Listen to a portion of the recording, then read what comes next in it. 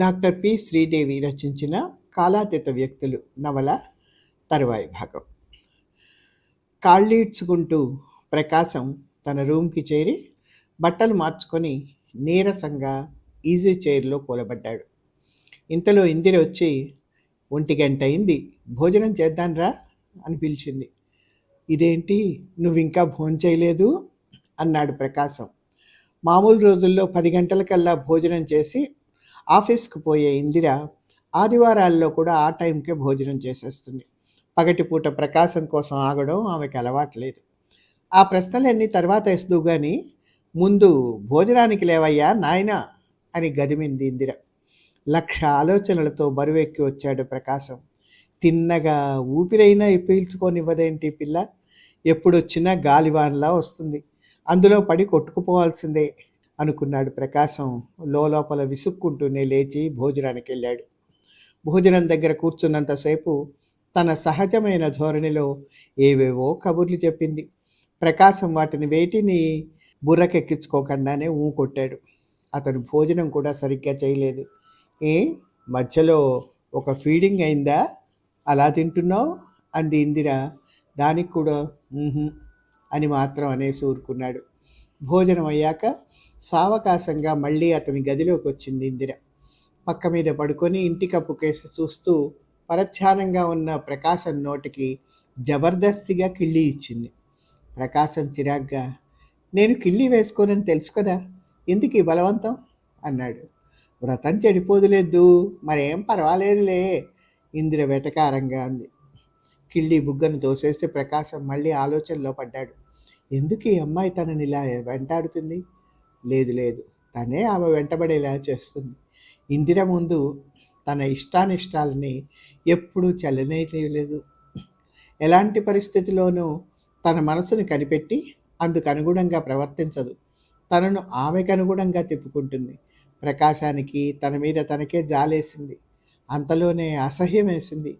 ఆ అమ్మాయి ఎలా తిప్పితే అలా తిరిగిపోవడమేనా, నాకు వ్యక్తిత్వం అంటూ లేదు.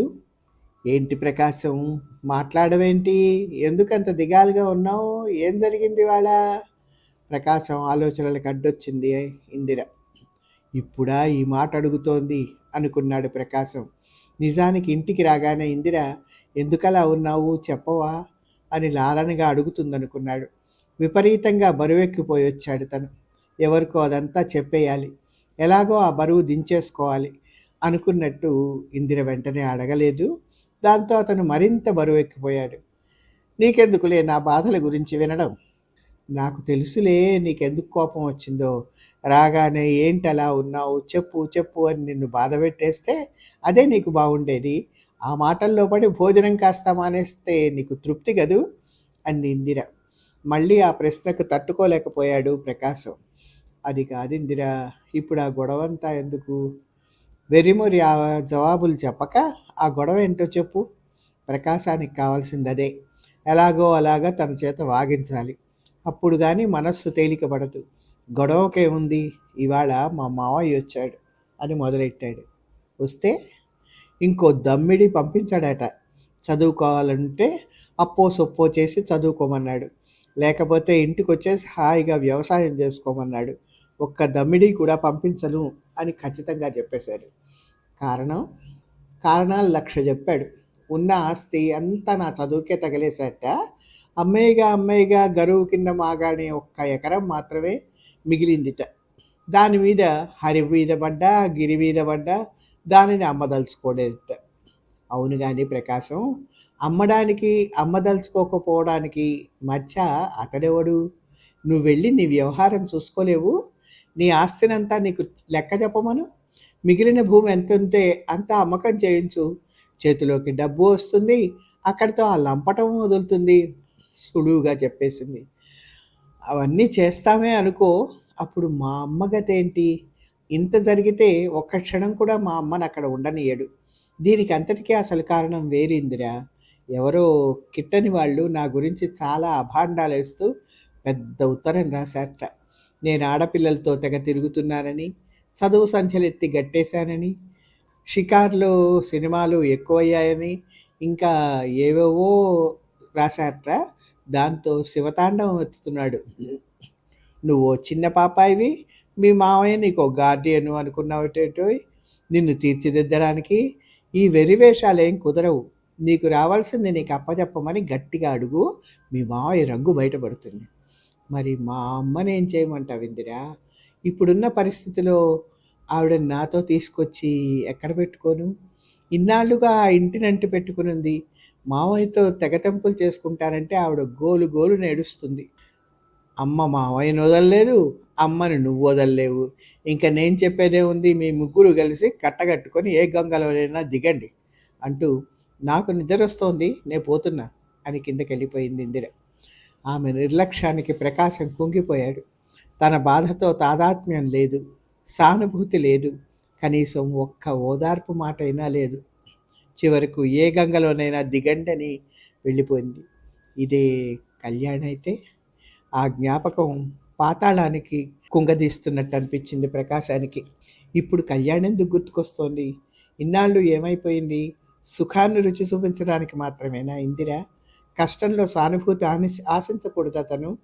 అందుకు మాత్రం కళ్యాణి కావాలి అతనికి? ఈ ఇద్దరికీ ఏం తేడా? ఎలక్ట్రిక్ లైట్కి చందమామకి పోలికెక్కడా? కళ్యాణ్ ఏంటో తనకి తెలుసు. మరి తెలిసి ఎందుకు అలా చేశాడు? అమాయకంగా తన స్నేహాన్ని ఆశ్రయించిందే. మనిద్దరం ఒంటరిగాళ్ళం, కలిసి ప్రయాణం చేద్దాం రా అని ఆప్యాయంగా ఆహ్వానించింది. ఆ ఆహ్వానం అందుకున్నాడు కూడా. ఇదిగో నేను నీకున్నాను, నీ వెంటే ఉన్నానన్నాడు. అంటూనే సహస్ర యోజనాల దూరం వెళ్ళిపోయారు. తానలా ప్రవర్తించకుండా ఉంటే కళ్యాణి వెళ్ళిపోయేదా? ఎన్నటికి ఇలా వెళ్ళుండదు. 10 మంది ఇందిరలు ఆమెను అవమానించినా ప్రకాశం తన పక్కనుంటే కళ్యాణి అలా వెళ్ళిపోదు అనుకున్నాడు. ఉన్నట్టుండి ప్రకాశానికి ఇందిర మీద తగని కోపం వచ్చేసింది.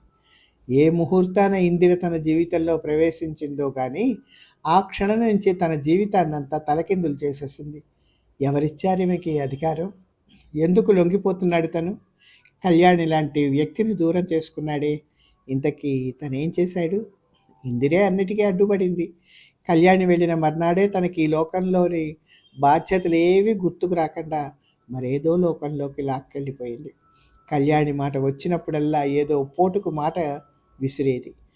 ఉత్తరం రాద్దామని కూర్చుంటే కలం కాగితం అవతలికి విసిరేసేది. అప్పట్లో ఎంతో బాధపడుతూ కళ్యాణి ఉత్తరం రాసింది. ఒక్కసారి రమ్మని కోరింది. పరీక్షలు అవుతున్నాయి కనుక ఎలాగూ వెళ్ళలేను, కనీసం ఉత్తరమైనా రాయని ఇందిరా అని తనెంతో ప్రయత్నించాడు. ఇందిర వింత ధోరణిలో వాదించింది. ఉత్తరాలు రాసి తీయని కబుర్లు చెప్పి ఎవరు ఉద్ధరించలేరు ప్రకాశం. పరీక్ష వదులుకొని వెళ్ళగలిగిన ధీశాలు అయితే వెళ్ళినా ఏం చేస్తావు? నువ్వు వెళ్ళడం వల్ల అక్కడ ఏం జరుగుతుంది? నీ దగ్గర ఏమన్నా డబ్బుందా కళ్యాణి కష్టం తీర్చడానికి? అదేగా ఆవిడ బాధ. ఆవిడకి కావాల్సింది నీ దగ్గర లేనప్పుడు ఎందుకు ఆర్భాటం? పరీక్ష మానుకొని ఆమె రమ్మంది అని పరిగెత్తితే నిన్ను మళ్ళీ పరీక్షకు చదివిస్తుందా కళ్యాణి? ఆ ధోరణికి, ఆ వాదనకి లొంగిపోయాడు తను. చచ, లొంగిపోవడం ఏంటి? ఇందిర చెప్పిన దానిలో నిజం లేకపోలేదు. నువ్వేం చేయగలవు, నీ చేతిలో ఏముంది అని తన అసహాయతని బట్టబయలు చేసింది. ఆడపిల్లలతో తిరిగి చెడిపోతున్నానని మావయ్య ఎంత తిట్టినా అదే నిజమైతే పరీక్ష ఎలా పాస్ అయ్యాను అని అడగడానికైనా ధైర్యం ఉంది తనకి. నిజంగా ఆనాడు కళ్యాణి ఉత్తరం చూసి పరిగెత్తుంటే పరీక్ష సున్నా చుట్టిండేది కదా. మావయ్యకి మరింత తిక్కరేగేది. ఎవరి కోసం ఆ పరీక్ష వదులుకొని పరిగెత్తావట అని కూడా అడిగేవాడు. అప్పుడు తనకి చెప్పుకునేందుకు జవాబు కూడా లేదు. మావయ్యకు కళ్యాణైనా ఒకటే, ఇందిరైనా ఒకటే. నిజమే, కళ్యాణి కష్టాలను ఆదుకునేటంత స్తోమత తనకి లేదు. ఏం చేయకపోయినా ఒక ఉత్తరం రాసి ఉండాల్సింది తను. వెళ్ళగానే రాసింది. తండ్రి పోయిన మర్నాడు మళ్ళీ రాసింది. మళ్ళీ 10 రోజులకి మరొకటి రాసింది. తను ఒక్క కార్డైనా రాయలేదు. తన అకృత్యాలను నిందించుకుంటూ మళ్ళీ సమర్థించుకుంటూ తప్పంతా తనది కాదు, పరిస్థితులది అనుకుంటూ తేలిక పడ్డానికి ప్రయత్నిస్తున్నాడు ప్రకాశం. నేనేం చేశాను? నేనేం చేయలేదు, అంతా అలా జరుగుతోందంతే అని సమాధానం పెట్టుకున్నాడు. ఆలోచన తరంగాలలో మునకలేసి అలసిపోయి నిద్రపోయిన ప్రకాశాన్ని సాయంత్రం 6 గంటలయ్యాక ఇందిర లేవగొట్టింది. మనస్సులో ఎంత చిరాకున్నా మైమరపించేలాంటి చిత్రమైన అందం కాదు, ఆకర్షణ. ఇందిరలో ఏదో ఉంది. బద్ధకంగా కళ్ళు విప్పి టైం ఎంత అయింది ఇందిరా అని అడిగాడు ప్రకాశం. బీచ్కి వెళ్ళే టైం అయింది, లే జల్దీ లే అని తొందర పెట్టింది. ఇవాళ ఎక్కడికి కదలాలని లేదు ఇందిరా అన్నాడు అటునుంచి ఇటు బద్ధకంగా ఒత్తిగిలి. మీ మావయ్య ఉన్నాడనేగా శీతకాలం పొద్దు, సగం వెలుతురు ఇప్పటికే పోయింది. అయ్యగారు లేచి అవతల అడుగు వేసేసరికి ఉన్న వెలుతురు కాస్త ఇంకిపోతుంది. చీకట్లో ఏం చూడొచ్చాడులే మీ మావయ్య. ఎప్పట్లా ప్రకాశం లేచాడు, బట్టలేసుకున్నాడు, ఇందిరతో బీచ్కి వెళ్ళాడు. ఇద్దరు కలిసి చాలా దూరం తిరిగారు. ఇసుకలో కబుర్లు చెప్పుకుంటూ ఎంతోసేపు కూర్చున్నారు. చలేస్తోంది, ఇంటికి పోదాను రా ఇందిరా అని ఒకటికి 2 సార్లు ప్రకాశం గొణిగాడు కానీ ఆమె పడనీయలేదు. ఇంత హాయిగా ఉంటే చలేమిటోయ్, షష్టి పూర్తి చేసుకున్నవాడిలా కబుర్లు చెప్తావు అంది. ఇందిర దిగులుగా ఉన్న ప్రకాశానికి కాలక్షేపానికి ఎన్నో కబుర్లు చెప్పింది. వాళ్ళ బాస్ని చూసి అందరూ భయపడతారట, తనకి మాత్రం భయం లేదట. వాళ్ళ బాస్కి కూడా తనంటే చాలా ఇష్టమట. మధ్యాహ్నం ప్రకాశం మంచి మూడ్స్లో ఉంటే మ్యాట్నీ సినిమాకి వెళ్ళాలని కూడా ప్లాన్ వేశానని చెప్పింది. పొద్దుట కృష్ణమూర్తి వచ్చాట కదూ అన్నాడు మధ్యలో ప్రకాశం. అవును వచ్చాడు, అతను రాకపోతే యూనివర్సిటీ హాస్టల్కైనా వెళ్దును, వచ్చిపో సోది కబుర్లు 4 చెప్పి వెళ్ళాడు అంటూ కృష్ణమూర్తికి మధ్య బొత్తిగా మతిపోతోందని, ఏంటో తను అనుకున్న లాంటి మనిషి కాడని అరగంట వ్యాఖ్యానించింది. ఇందిర హుషారుగా మాట్లాడుతూ మధ్య చిలిపిగా తన మీద చేతులేస్తూ జుట్టు సవరిస్తూ ప్రకాశాన్ని మళ్ళీ వివసుణ్ణి చేసింది. ఆ తన్మయంలో ప్రకాశం తన బెంగలన్నీ మర్చిపోయాడు. ఇందిర చెప్పిన ప్రతిదానికి అవును నాకు అలానే అనిపిస్తోంది, నిజమే సుమా, నేను అదే అనుకున్నాను అనే ధోరణిలో వంత పడాడు. బీచ్ నుంచి ఇంటికి వస్తూ ఇందిర ప్రకాశాన్ని రేపు మీ మావయ్యతో ఏ సంగతి తేల్చేసుకో అని మళ్ళీ హెచ్చరించింది. ఆ మాట తలుచుకుంటేనే భయం వేస్తోంది ఇందిరా అన్నాడు ప్రకాశం. ఏడ్చినట్టుంది, నీకంత భయంగా ఉంటే నా దగ్గరికి తీసుకురా, నేను అడుగుతాను అంది ఇందిర ధీమాగా. నే తీసుకొచ్చేదేంటి, రేపు తనే వస్తా అట్ట ఎలాగూ రాని, నాకేం భయం. మాట్లాడుతూ అగ్రహారం సందుల్లోంచి అడ్డుదారంట చెంగల్రావుపేటకు దారి తీశారు. హఠాత్తుగా ప్రకాశం నిలబడిపోయి, సత్యం అదిగో మా మావయ్య వస్తున్నాడు అన్నాడు. ఏడి? అదిగో అవతల లాంతర్ స్తంభం దగ్గర ఎవరితోటో మాట్లాడుతున్నాడు, ఆ పంచె కట్టుకుని ఉత్తరీయం వేసుకున్నాడు. అయితే అయింది, కానీ అలా నిలబడిపోయావేంటి? ఇలా వెళితే ఎలాగూ ఎదురు పడతాం, ఆ పక్కలి వీధిలోంచి వెళదావా అన్నాడు ప్రకాశం సందేహిస్తూ. అంత భయం ఏమిటో, కరుస్తాడా మింగుతాడా, వెళ్ళి పలకరించి వెళదాం పద అంటూ ముందుకు సాగింది ఇందిర. ప్రకాశం తప్పనిసరిగా అనుసరించాడు. 4 అంగల్లో అట్నుంచి మావయ్యే వచ్చి తారసిల్లాడు. అప్పుడప్పుడే తెల్లవారుతోంది. అంతవరకు నిర్జీవంగా నిర్మానుష్యంగా ఉన్న రోడ్డు మీద తిరిగి అలికిడి ప్రారంభమైంది. ధనుర్మాసం ప్రారంభమైంది కాబోలు. దూరాన ఎక్కడి నుంచో భజన పాటలు తేలివస్తున్నాయి. తెల్లారకట్లనే నిద్రలేచిన కళ్యాణి వీధి అరుగు మీద వాలు కుర్చీలో కూర్చుంది. పాలవాడు అంతకుముందే వచ్చి పాలు పోసి వెళ్ళాడు. వీధిని అనుకున్న గేటు వైపు చూస్తూ కళ్యాణి మళ్ళీ తెల్లవారింది అనుకుంది. ప్రహరీ గోడ చుట్టూ పువ్వుల మొక్కలు రాత్రి మంచులో స్నానం చేసి స్వచ్ఛంగా ఉన్నాయి. ఓరగా వేసిన వీధిగది తలుపు తీస్తూ వసుంధర బయటికి వచ్చింది, 2 చేతుల్లోనూ కాఫీ గ్లాసులు పట్టుకొని. అమ్మ దొంగ, ఎప్పుడు నిద్రలేచావు, నేను చూడలేదే అంది కళ్యాణిని చూస్తూ. జవాబుగా కళ్యాణి చిరునవ్వు నవ్వేసి, అప్పుడే కాఫీ తయారైపోయిందా అంది. తెల్లారగట్ట లేచి పాలవాడు ఎప్పుడు వస్తాడా అని నిరీక్షిస్తుంటుంది మా పిన్ని. నిద్ర లేవగానే ఆవిడకి కాఫీ డోస్ పడాలి, లేకపోతే మనిషి కాదు అంది వసుంధర కాఫీ గ్లాస్ కళ్యాణికి ఇస్తూ.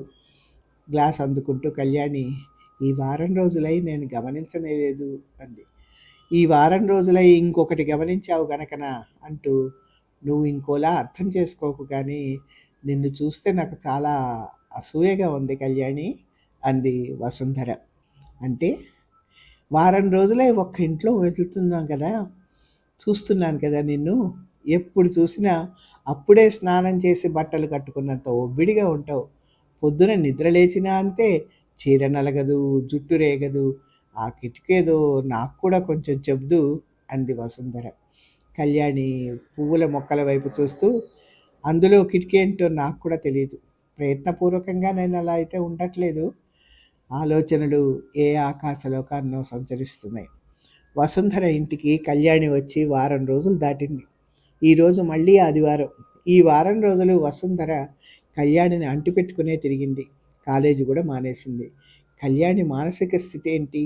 వసుంధరకి అంత చిక్కలేదు. ఆమె ఏడిస్తే ఆ ఏడుపు వసుంధరకి అర్థమై ఉంటుంది. ముందు సంగతి ఏంటి అని బెంగపెట్టుకుంటే తను ఓదార్చేది. ఈ పిల్ల అటువంటివి ఏమీ చేయలేదు. ఆ అమ్మాయి తండ్రి మరణించాడు, నా అన్నవాళ్ళు లేరు, డబ్బు అసలే లేదు. ఆ స్థితిలో ఉన్న మనుషులు ఏం చేస్తారు? ఏమో వసుంధరకి తెలియదు. కలవారింట్లో పుట్టి పెరిగింది వసుంధర. నాన్న ప్లీడరీ చేసి 2 చేతులా ఆర్జించాడు. తన చిన్నతనంలోనే నాన్న పోయినా నలుగురు అన్నదమ్ముల తర్వాత ఒక్కతే ఆడపిల్ల కావడం వల్ల అల్లారు ముద్దుగా పెంచారు. 2 తరాలు కూర్చుని తిన్నా తరగని ఆస్తి. ఆఖరన్నయ్య తప్ప పెద్దవాళ్ళు ముగ్గురు పెద్ద పెద్ద ఉద్యోగాల్లో ఉన్నారు. ఆఖరన్నయ్య బెనారస్లో ఇంజనీరింగ్ చదువుతున్నాడు. పొరపచ్చాలు లేని కుటుంబం. ఆఖరికి వదినలకు కూడా వసుంధర అంటే తగని ముద్దు. అన్నయ్యలు, వదినలు, మేనల్లుళ్ళు, మేనకోడళ్ళు, ఖర్చు పెట్టుకోవడానికి సమృద్ధిగా డబ్బు. వసుంధరకి సమస్యలల్లా సమస్యలు లేకపోవడమే. పోనీలే, ఆ సంగతి వదిలేద్దాం. కానీ ఇవాళ ఏం చేద్దాం చెప్పు? అహర్నిశలు నువ్వు ఇలా ఇంట్లోనే కూర్చుండిపోవడం బాగలేదు.